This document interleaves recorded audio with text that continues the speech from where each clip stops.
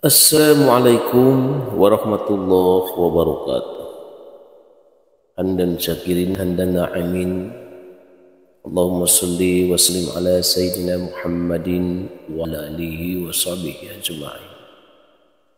Bismillahilladzi la yadurru ma ismihi syai'un fil ardi wa la fis sama'i wa huwa as-sami'ul 'alim. Wa la fis sama'i wa huwa as-sami'ul 'alim. Saudaraku yang budiman, saudaraku yang beriman, atas izin Allah,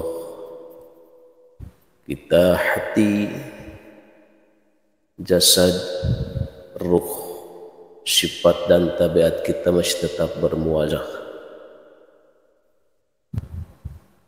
beristiqomah menjalankan apa-apa yang kita jalankan di jalan yang lurus atas perintah Allah Subhanahu wa ta'ala. Tiada kata lain nikmat yang paling utama, tiada kata lain nikmat yang paling berharga. Nikmat jasmani, nikmat ruhani, bahkan nikmat iman dan Islam kita. Alhamdulillah, betapa berharganya yang namanya sehat, betapa berharganya yang namanya kewaspadaan, betapa berharga yang namanya kita kesempurnaan dalam tubuh kita, kesempurnaan dalam juz-juz anggota kita, dari mulai kaki, tangan, bahkan fisik-fisik kita. Jangan sampai kita luka dan dilukai, jangan sampai kita luka yang tidak disengaja karena adanya sababiyah berbagai ragam macam-macam musibah. Saudaraku yang budiman, tahu enggak sih, pernah denger enggak sih, bahkan 70%, bahkan 50%-nya kebanyakan mengapa manusia atau orang-orang yang lanjut usia atau bahkan orang-orang masih muda, bahkan kanak-kanak, pernah denger enggak banyak orang-orang yang sebabiahnya stroke, yang sebabiahnya patah tulang, yang sebabiahnya tubuh manusia atau juz-juz anggotanya itu cacat atau bermasalah, karena sebabiahnya itu terjatuh, sebabiahnya itu karena apa? Karena musibah. Pernah dengar gak sih, kebanyakannya setelah dia jatuh di kamar mandi, kebanyakan orang terpeleset di kamar mandi, di seketika mau mandi, mau apa, hal yang sepele akan menjadi fatal. Terpeleset di kamar mandi menjadikan sebuah kematian. Terpeleset di kamar mandi menjadikan salah satu sebab dia menjadi stroke, hilang ingatan, kadang-kadang pecah pembuluh darah, kadang-kadang dia awalnya segala macam penyakit, kadang-kadang disababiahkannya itu di kamar mandi. Kenapa banyak demikian? Bahkan orang-orang yang berilmu tinggi, bahkan orang-orang yang mempunyai kekebalan penanggal atau sihir penanggal santet, di seketika itu ya di kamar mandi, di kamar tempat itulah kadang-kadang kita banyak serangan, kadang-kadang di situ kita menjadi jebol dalam penyerangan. Ya. Kenapa? Inilah yang harus kita ketahui dan harus kita waspadai. Karena di sekeliling rumah kita, di semua ruangan kita, kamar ruang tamu, kamar tidur kita, ada lagi yang paling sensitif. Kalau istilahnya lubang suatu permasalahan kehidupan itu ada di salah satu biangnya di kamar mandi atau tempat kita mandi apa. Makanya hal pentingnya kita melaksanakan berdoa dulu.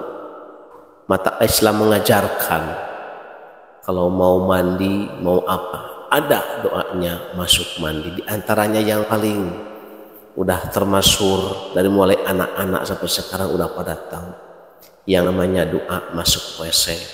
Doa mau kamar mandi diantaranya adalah Allahumma inni a'udzubika minal khubuthi wal khaba'ith. Kita hanya untuk minta perlindungan kepada Allah dan segala sesuatu apa dari gangguan bangsa-bangsa jin manusia, jin perempuan, jin laki-laki, di antaranya lahir dan batin, di antaranya bangsa syaitan di sana berkumpulnya di tempat kita mandi. Kenapa tempat mandi itu disakakan banyak-banyak makhluk-makhluk halus, baik menggoda antara iman walaupun menggoda antara hak yang sakral kepada kita, akan menjadi penyebab menjadi suatu penyakit. Bahkan kadang-kadang orang-orang di situ terkenanya ilmu sihir, terkenanya ilmu santet, kadang-kadang seketika di kamar mandi. Makanya waspada, jangan istilahnya banyak kelamaan di kamar mandi itu. Nah, bangsa apa? Bangsa jin, bangsa setan, dan mulai anak kecil sampai tua itu berkumpulnya di tempat-tempat kamar mandi. Karena tempat-tempat kamar mandi itu sebangsa ning WC umum, baik di rumah, di tempat kumpulnya bangsa makhluk-makhluk halus, tempat berkumpulnya ruh jahat, demit-demit yang bergentayangan. Karena disitulah tempat kotorannya manusia. Karena disitulah tempat kotorannya dari mulai pembersihannya ataslah lahir dan batin disitulah. Makanya waspada, gunanya berdoa, gunanya itu mengingat Allah, minta perlindungan kepada Allah itu. Bukannya kita di tempat-tempat yang lain seperti pasar, bukan tempatnya di tempat-tempat yang bersakral-sakral di hutan, di tempat angker, justru yang paling banyak di tempat tempat sendiri, di hanya tempat kamar mandi atau WC. Bahkan suka ada banyak yang gejala stroke, banyak yang jatuh meninggal di kamar mandi, banyak sababiahnya karena di kamar mandi jatuh sedikit. Kadang-kadang ada yang tak sengaja, hal yang sepele menjadi sababiah, menjadi salah satu penyakit, dan seterusnya akan menjadi salah satu kematian. Ya. Banyak hal-hal. Karena disitulah ya pentingnya ada doa, pentingnya ada mengingat Allah, perlindungan kepada Allah Subhanahu wa Ta'ala. Maka dianjurkan sebelum kita masuk ke kamar mandi, baca dulu surat Al-Ikhlas, baca dulu surat Al-Falaq dan surat An-Nas, baru baca doa masuk WC atau masuk kamar mandi. Insya Allah kita terhindar dari apa-apa yang tidak kita inginkan. Yang selanjutnya, jangan kelamaan, jangan betah kita tinggal di kamar mandi.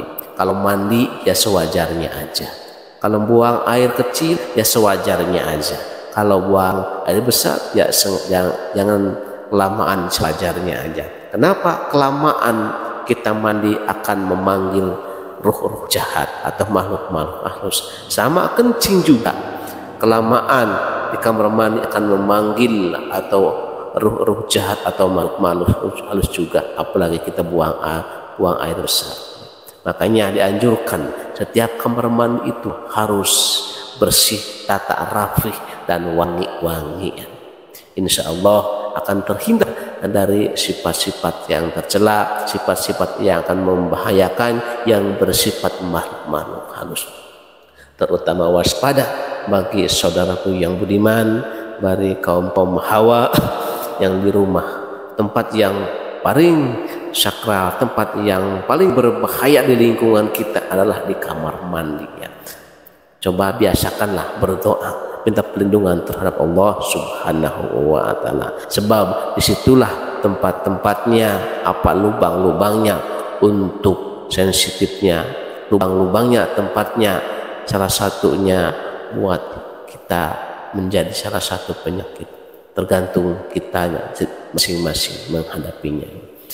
Saudaraku yang beriman, semoga pembicaraan kita ada manfaatnya, ada maslahatnya, dan kita tidak lupa berdoa terhadap Allah Subhanahu wa Ta'ala supaya tetap ke dalam lindungan Allah Subhanahu wa taala lahir maupun batin. Sekian dan terima kasih. Wassalamualaikum warahmatullahi wabarakatuh.